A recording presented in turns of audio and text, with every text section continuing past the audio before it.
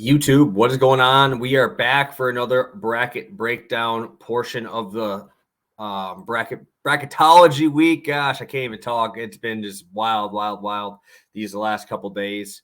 Obviously, posted one other bracket out, South region. Already did that one.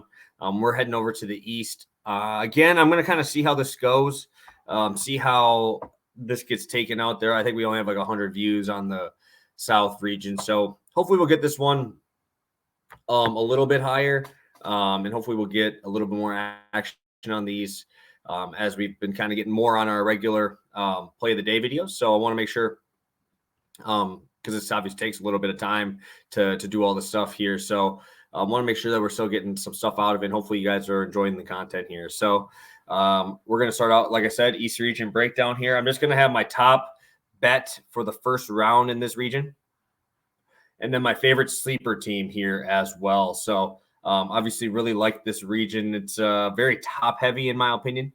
But there's some dogs that could be barking here. And the first play I'm going to have, or my only play I'm going to have on this stream, it's going to be my top first round bet. And I'm going to go to Oral Roberts team total, 69.5, minus 115.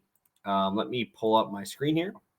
And I am one of those people that is kind of on the edge of betting Oral Roberts outright.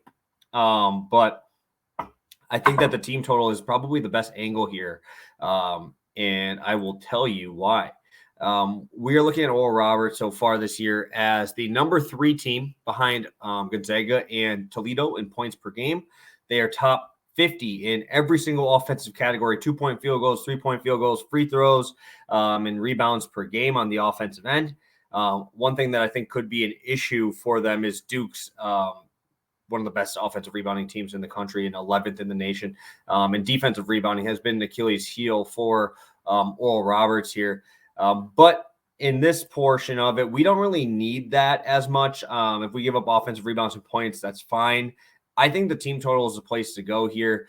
We just talked a little bit about how good Oral Roberts has been this year and just how efficient and how fast these guys are playing here. So let me just pull up Oral Roberts' numbers here. 23rd in adjusted offense, 38th in adjusted tempo. Obviously, they're playing in the Summit, so it's not as good, obviously, of a conference as the ACC, which is where Duke will be, where they won the ACC title. But I really like Oral Roberts. Obviously, everybody's going to talk about Max Asmith, and he is well-deserved there, 22.2 points per game. But the other scorers, Vanover, McBride, both of them shoot the 3-ball pretty well, especially McBride, hit 41% from 3. Obviously, Asmith is phenomenal, 92% free throw shooter, 38% from 3. But those free throws, to me, are very, very important. How many times in the tournament do we have it where those missed free throws cost us a win? Or Roberts, we're not really going to have to worry about that as much in terms of if this game is close towards the end and Oral Roberts gets some fouls. I think that we could definitely see those free throws around that 80% mark as a team. I like their shooters, like I said, but I also just like the pace that they're going to play at. They're going to try to speed up Duke here. Looking at the number here, 146 is the over-under in this spot. We haven't seen that total lower 9 games for Oral Roberts because all of theirs are 150 pluses, right? Obviously, we know Duke has a good defense here, but looking just on the season, it's really hard to get away from Oral Roberts. Like I said, the 4th highest points per game on the road this season, still averaging 80. It's really hard to go through their game log and find games where they don't score 70 points. And I mean, they scored 70 on St. Mary's in the first game of the season. I mean, you can just go up and down the list here of the teams that they're playing that are good teams that they're able to score on. Obviously, New Mexico was a fun game, scoring 75 on them. Obviously, they have some really good rivalries there in North Dakota State and South Dakota State, but we've seen them do it against a pretty good defense in St. Mary's. Obviously, another really good team here, another 5 seed, but I think Oral Roberts has the firepower here to score on Duke. And I'm hoping that their pace is able to speed up Duke a little bit more than they're normally accustomed to. So I'm going to be backing Oral Roberts to score 70 points here. And it's really hard for me to think that they can't get that done even though the talent and competition level is going to be boosted up a little bit.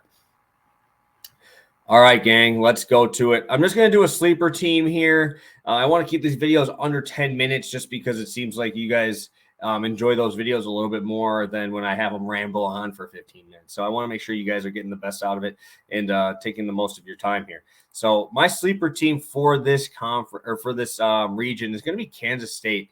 I have Kansas State in my Elite Eight. I have them beating Marquette. I just really, really like those two top dogs, man. I like Noel. I like Keontae Johnson. Keontae Johnson, the Florida transfer, leading scorer on this team, leading rebounder, 18 points per game, 7 boards. Noel, 17 points per game, 7.5 assists.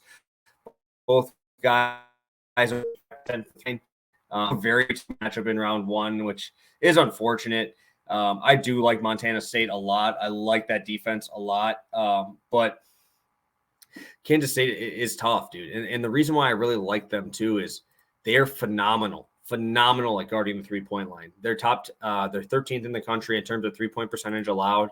I think that's going to be really, really important as you go through this bracket, right? Because you're going to face Marquette, where I don't know if you guys watched a lot of Marquette games. Marquette really is trying to shoot that 3 ball quite a bit. And we've seen them have like the first half of the St. John's game, they could not make a thing. If stuff goes like that, I think that a young team like that, obviously Shaka Smart has struggled since his VCU run to the Final Four, but I think Kansas State has what it takes to get to the Elite Eight. I don't think they beat Purdue. I think Purdue takes this region. It's just so hard to bet against Edey and how he's been playing, how this team is playing off of him. His ability to pass has been something that isn't talked about enough, and his ability to finish at the rim, right or left, is a huge step up from where he was last year. So I have to roll Purdue, but I think the sleeper team in this conference or in this region is Kansas State. I know Marquette's getting a lot of publicity and love, and then well deserved, right? They won the Big East tournament. That was a gauntlet. Beating Xavier was really, really impressive.